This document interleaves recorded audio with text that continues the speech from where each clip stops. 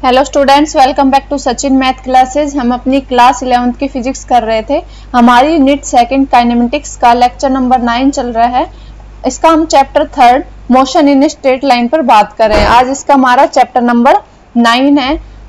आज का लेक्चर का जो हमारा टॉपिक है वो क्या क्या है, हमारे मोशन इन ए प्लेन। आज के लेक्चर में हम मोशन इन ए प्लेन के बारे में डिस्कस करेंगे कि हमारा जो ऑब्जेक्ट है वो प्लेन में मूव करेगा तो उसके कोऑर्डिनेट्स, उसकी जो इक्वेशन ऑफ मोशन है वो क्या क्या होंगे। ठीक है, तो चलो आज का लेक्चर हम स्टार्ट करते हैं। तो आज का लेक्चर का टॉपिक क्या हमारा, मोशन इन ए प्लेन। क्या हमारा मोशन इन ए प्लेन। ठीक है, तो हमें क्या कंसिडर एन ऑब्जेक्ट, हमें एक ऑब्जेक्ट का देखना है कि हमारा ऑब्जेक्ट प्लेन में कैसे मूव करता है। तो क्या करेंगे हम, consider an object moving in X Y plane. क्या करेंगे हम, एक ऑब्जेक्ट कंसिडर करेंगे जो हमारा एक्स वाई प्लेन में मूव कर रहा है विद यूनिफॉर्म वेलोसिटी। उसकी वेलोसिटी क्या होगी हमारी, यूनिफॉर्म। मतलब हम क्या चलेंगे, यूनिफॉर्म वेलोसिटी लेकर चलेंगे। वेलोसिटी क्या होगी हमारी, यूनिफॉर्म। ठीक है, तो हमें क्या करना है, सबसे पहले हम क्या करेंगे, एक कोऑर्डिनेट हमने कंसीडर कर लिया, क्या हमारा एक्स वाई कोऑर्डिनेट। हमने क्या कोई ऑब्जेक्ट मान लेंगे और उसकी वेलोसिटी क्या होगी, यूनिफॉर्म होगी। द पॉइंट ओ, जब यहाँ पे पॉइंट ओ ओरिजिन है, ठीक है, ये क्या है, इससे हम ऑब्जेक्ट की पोजीशन को मेजर करेंगे इसके रेस्पेक्ट में। ठीक है, यहाँ से हम ऑब्जेक्ट है उसकी पोजीशन को मेजर करेंगे। तो हमने मान लिया एट टाइम टी पे, कोई टाइम टी माना, उस पे हमारा जो ऑब्जेक्ट है वो पॉइंट ए पे है और टी डैश पे हमारा ऑब्जेक्ट कहाँ है, पॉइंट बी पर है। ठीक है, इसके कोऑर्डिनेट्स लिखेंगे तो लिखेंगे एक्स वाई कोऑर्डिनेट्स, और बी पॉइंट के लिख देंगे हम एक्स डैश और वाई डैश कोऑर्डिनेट। ठीक है, तो क्या मानना हमने, जो हमारा पॉइंट है ऑब्जेक्ट है वो पॉइंट ए पर है एट टाइम टी पे। ठीक है, हमारा ऑब्जेक्ट टी डैश टाइम पे कहाँ है, पॉइंट बी पर है। ठीक है, तो इसका जो पोजीशन वेक्टर्स होंगे वो क्या क्या होंगे, देखो इसके पोजीशन वेक्टर ड्रॉ करेंगे हम। इस ऑब्जेक्ट का पॉइंट ए पर क्या हो जाएगा, ओ ए, और इस पे क्या होगा हमारा ओ बी।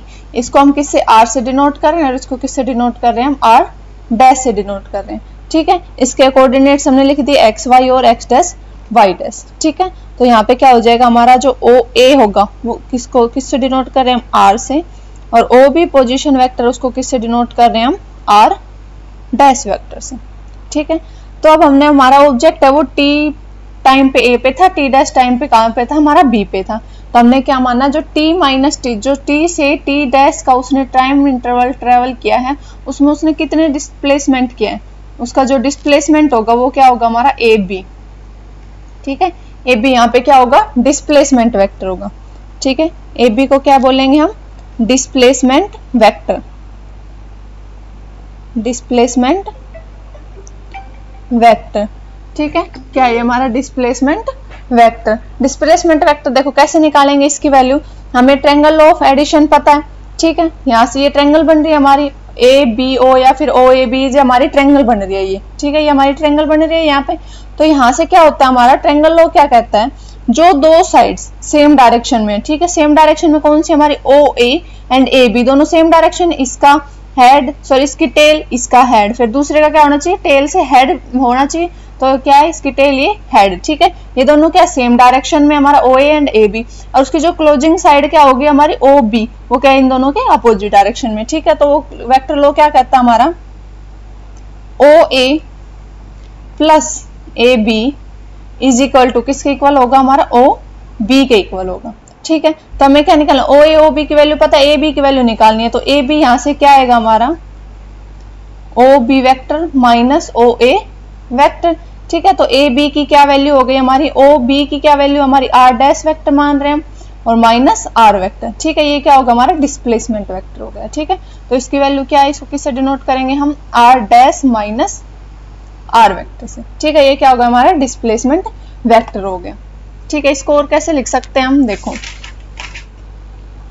हमें आर, जो आर है इसको डिनोट करेंगे हम, आर को हम ऐसे लिख सकते हैं, R is equal to coordinate की फॉर्म में लिखेंगे तो एक्स आई कैप प्लस वाई जे कैप, और आर डैश को कैसे लिख सकते हैं हम, एक्स डैश आई कैप प्लस वाई डैश जे कैप। तो यहाँ से हम डिस्प्लेसमेंट वेक्टर निकालेंगे हम, तो क्या आएगा हमारा आर डैश माइनस आर, ये क्या हमारा डिस्प्लेसमेंट वेक्टर, इसकी वैल्यू क्या होगी हमारी, क्या करेंगे, आर डैश में से आर माइनस करेंगे तो एक्स डैश आई कैप प्लस वाई डैश जे कैप माइनस एक्स आई कैप प्लस वाई जे कैप। ठीक है, इसको और सिंप्लीफाई करके लिखेंगे तो क्या आएगा हमारा are dash minus are is equal to क्या होगा हमारा X dash minus x I vector plus Y dash minus Y J cap.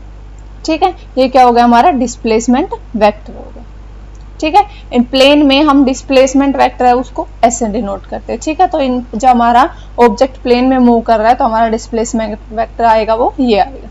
ठीक है, अब हम वेलोसिटी देख रहे हैं। ठीक है, कि जब हमारा ऑब्जेक्ट यूनिफॉर्म वेलोसिटी से मूव कर रहा है तो हमारी जो इक्वेशन ऑफ मोशन है वो कैसे आएगी। ठीक है, केस क्या ले रहे हैं हम, व्हेन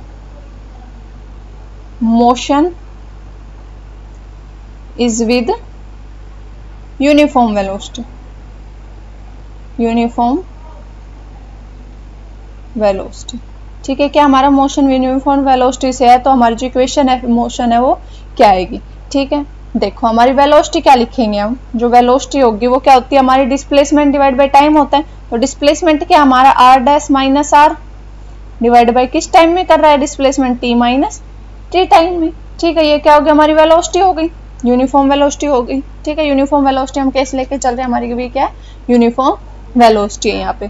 ठीक है, तो इस इक्वेशन को हम एक्सपेंड करेंगे तो हमारा क्या आएगा, देखो कैसे लिख सकते हैं हम इसको, इक्वेशन को देखो कैसे लिख सकते हैं, इसको एक्सपेंड करके लिखेंगे तो हमारा क्या होगा r dash minus are is equal to, इसको लिख सकते हैं v into t dash minus t. ठीक है, इस इक्वेशन को हम ऐसे लिख सकते हैं क्या कि हम टी डैश माइनस टी है उसको उधर वी के साथ मल्टीप्लाई कर दे।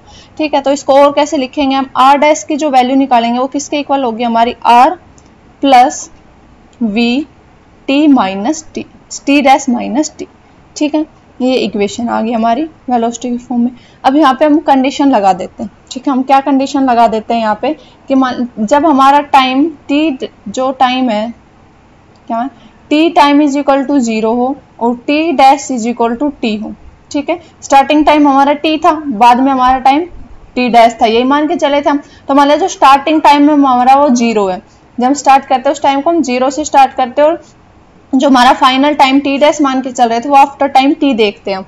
ठीक है, तो मान लिया जब हमारा स्टार्ट कर रहे थे तो आर की वैल्यू थी वो क्या थी हमारी आर नोट, और जो बाद में हमने आर डैश लिया था तो टाइम टी डैश के बाद जो डिस्प्लेसमेंट था हमारा, सॉरी जो चेंज थी पोजीशन में वो क्या थी हमने आर मान लिया। अभी आर डैश थी उसको क्या मान लिया हमने आर मान लिया। इन कंडीशन को इस इक्वेशन में पुट करेंगे तो हमारा क्या आएगा, यहाँ से आर डैश की वैल्यू क्या हो जाएगी हमारी r is equal to r naught plus v, t dash की वैल्यू क्या आएगी हमारी टी, और टी की वैल्यू क्या है हमारी 0।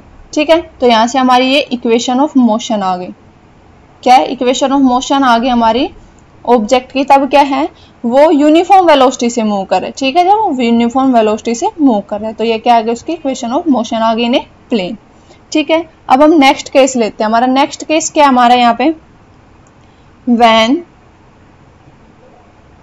मोशन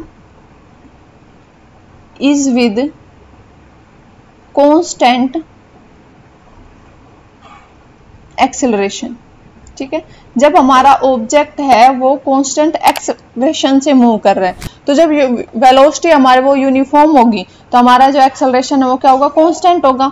ठीक है, तो हमने ये वेलोसिटी की बात करी थी। ठीक है, तो एवरेज वेलोसिटी किसी अगर ऑब्जेक्ट की हम एवरेज वेलोसिटी निकाल रहे तो एवरेज वेलोसिटी का फॉर्मूला क्या होता है, देखो वी एवरेज लिखेंगे हम तो वो क्या होगा हमारा जो final position minus initial position यही होता है, final time minus initial time यही होता है। तो ये क्या हो गया हमारा वी एवरेज हो गया।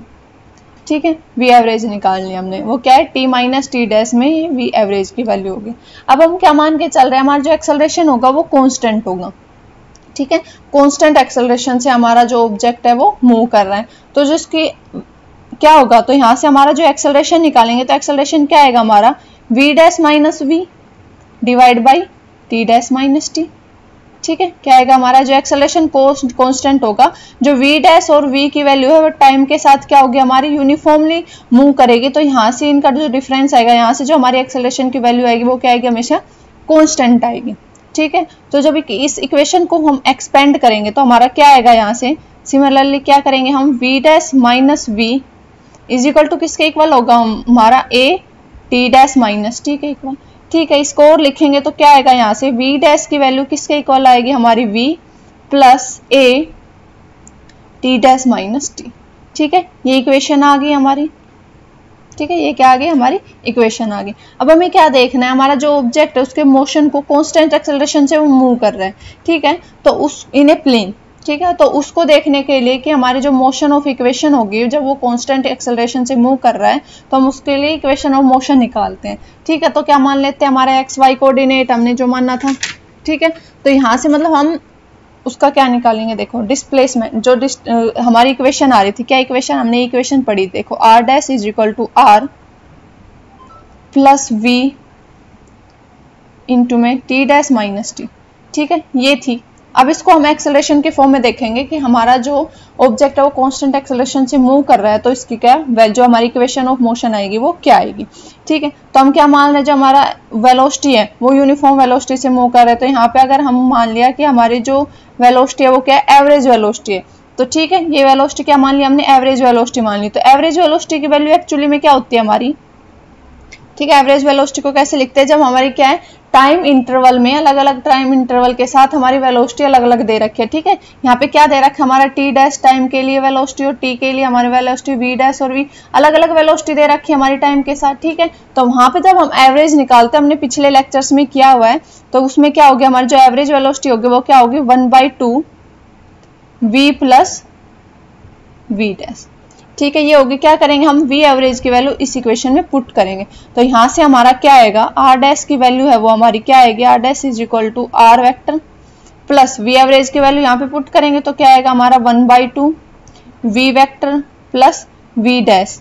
ठीक है, और यहाँ पे क्या है हमारा टी डैश माइनस के टी। अब देखो यहाँ पे क्या है वी डैश, अब वी डैश की वैल्यू हमने अभी निकाली थी, वी डैश की वैल्यू ये थी हमारी, इस वी डैश की वैल्यू को हम अगली इक्वेशन में पुट करेंगे, तो यहाँ से हमारा जो आर डैश है उसकी वैल्यू क्या आएगी हमारी, r dash is equal to r plus 1/2 into v plus v dash की वैल्यू क्या है हमारी, v plus a t into में टी माइनस टी डैश, क्या वैल्यू हमारी, क्या किसकी निकालनी है, वी डैश की वैल्यू निकालनी है। ठीक है, वी डैश की क्या वैल्यू लिखी है हमने, देखो v प्लस एक्सेलरेशन। ठीक है, क्या है v velocity plus acceleration into में t minus t dash minus t. ठीक है, इसको सोल्व करेंगे, तो इसको सोल्व करेंगे तो जो हमारा r डैश है, r डैश की क्या वैल्यू आएगी हमारी, यहाँ से इसको फर्दर सोल्व करके लिखेंगे तो हमारा जो r डैश है उसकी क्या वैल्यू आएगी, r प्लस क्या हो जाएगा ये v, क्योंकि यहाँ पे क्या करेंगे 2v, 1/2 को अंदर मल्टीप्लाएंगे, 2 से 2 कैंसिल। ठीक है, और फिर जो ये है हमारा इसे पूरे के साथ मल्टीप्लाई में, तो यहाँ से हमारा, सॉरी ये तो लिखा ही नहीं हमने, जो बाहर टी माइनस टी डैश था मल्टीप्लाई में, ये भी तो था, ये हमने क्या किया, वी डैश की वैल्यू तो ये थी, हमने ये पुट कर दी वी डैश की वैल्यू, साथ में मल्टीप्लाई ये भी तो था पूरे के, तो वी के साथ मल्टीप्लाई करेंगे तो क्या आएगा हमारा t dash minus T plus 1/2 A T dash minus t. ठीक है, ये वैल्यू आ गई हमारी। अब यहाँ पे देखो ये इक्वेशन आई है हमारी,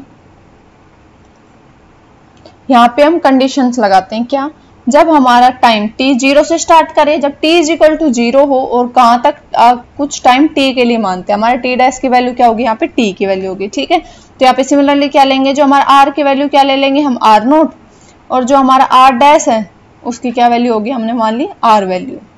ठीक है, तो यहाँ से हमारी इक्वेशन क्या बनेगी, देखो क्या होगी, r डैश की जगह क्या पुट करेंगे हम, r is equal to, r की जगह क्या पुट करना हमें, r नोट प्लस v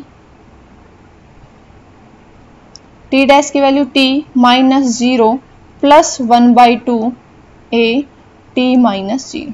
ठीक है, तो यहाँ से हमारी क्या इक्वेशन आएगी, देखो सिंपली इसको कैसे लिख सकते हैं हम, हमारी जो इक्वेशन आएगी वो क्या आएगी हमारी, r is equal to r naught plus v t plus 1/2 a t square था ये हमारा, देखो हमने मल्टीप्लाई करने में फिर गलती कर दी, यहाँ पे इसके साथ t माइनस टी डैश पहले से था।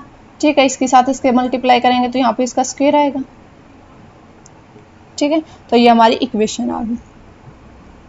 ठीक है, अब हम मानते हैं जो हमारा इनिशियली हमारी वेलोसिटी क्या मान लेते हैं हम, u थी। ठीक है, इनिशियल वेलोसिटी का हम जनरली u मान के चलते हैं, तो मान लिया जब हमारा जो डिस्टेंस हम ओरिजिन से स्टार्ट करें, ठीक है, हम क्या करें ओरिजिन से मेजर करना स्टार्ट करते हैं, तो हमारा जब time t is equal to 0 था, तो जो ऑब्जेक्ट था वो r नोट की वैल्यू अगर हमारी 0 है, ठीक है, और वेलोसिटी क्या है वो इनिशियल वेलोसिटी से मूव करना स्टार्ट करेगा, तो उसकी v की वैल्यू क्या होगी हमारी u होगी। ठीक है, यहाँ पे इनिशियल कंडीशन पुट करेंगे, यहाँ पे क्या करेंगे हम इनिशियल कंडीशंस पुट करेंगे कि जब टाइम इज इक्वल टू 0 था तो आर नोट की वैल्यू 0, वो ओरिजिन से स्टार्ट कर रहा था हमारा, तो जो इनिशियल वेलोसिटी होगी वो क्या होगी, वहां पे जो वेलोसिटी होगी उसको हम यू से डिनोट करते हैं। ठीक है, तो यहाँ से हमारी आर की वैल्यू होगी वो क्या आएगी, आर नोट की वैल्यू 0 हो गई यहाँ से, तो सिंपली यहाँ से क्या आएगी U T plus 1/2 A T square. ठीक है, ये क्या आ गया हमारी इक्वेशन ऑफ मोशन आ गई इन 2D। ठीक है, देखो 2D कैसे हम r vector u vector a vector लिख रहे हैं, इनकी वैल्यू क्या क्या होगी 2D में, देखो आर की वैल्यू क्या होगी यहाँ पे एक्स आई कैप प्लस वाई जे कैप। ठीक है, यू की बात करें तो उसकी वैल्यू क्या होगी, दोनों कोऑर्डिनेट के अलोंग अलग अलग होगी हमारी वेलोसिटी की वैल्यू, तो क्या होगी u x I cap plus you Y J cap, u Y J cap. Acceleration भी क्या होगा हमारा, दोनों के साथ अलग अलग होगा, क्या होगा हमारा ए X I cap plus A Y J cap. ठीक है, अगर इन सब की वैल्यू हम इस इक्वेशन में पुट करें तो हमारा क्या आएगा, यहां से देखो आर की वैल्यू पुट करेंगे तो क्या आएगा हमारा X I cap plus Y J cap is equal to you x I cap plus you Y J cap plus 1/2 A X I cap plus A Y J cap into में T square. ठीक है, ये क्या आ गया हमारे equation of motion in a plane आ गई। ठीक है, किस में बात करें, प्लेन। अगर हम कोऑर्डिनेट के साथ अलग अलग लिखना है तो हम इनको ऐसे भी लिख सकते हैं, देखो अगर एक्स के अलोंग मतलब आई कैप के अलोंग अलग से लिखना है एक्स डायरेक्शन, तो यहाँ से क्या आएगा हमारा x is equal to you x t plus, यहाँ पे हमने टी नहीं लगाया, देखो इस इक्वेशन में इंटू में टी भी था वेलोसिटी के साथ, यहाँ पे क्या आएगा टी, तो क्या लिख सकते हैं हम इसको you x t plus 1/2 A x T square. ठीक है, ये तो हमारी एक्स डायरेक्शन के अलोंग इक्वेशन आ गया। अगर वाई डायरेक्शन के अलोंग लिखनी है तो क्या आएगी हमारी u y t plus 1/2 a y t square. ठीक है, ये हमारी दोनों अलग अलग डायरेक्शन के अलोंग आ गई, हमारी एक्स डायरेक्शन के अलोंग, ये हमारी वाई डायरेक्शन के अलोंग इक्वेशन ऑफ मोशंस आ गई। ठीक है, तो ये था आज का हमारा topic motion in a plane, कि हमारा जो ऑब्जेक्ट है वो प्लेन में कैसे मूव करता है, उसकी इक्वेशन ऑफ मोशन क्या आएगी। ठीक है, तो ये था आज का हमारा लेक्चर। अगर लेक्चर में कोई प्रॉब्लम आए तो कमेंट करके जरूर बताना, वीडियो अच्छी लगे तो वीडियो को लाइक करना और चैनल को सब्सक्राइब करना। Thank you students.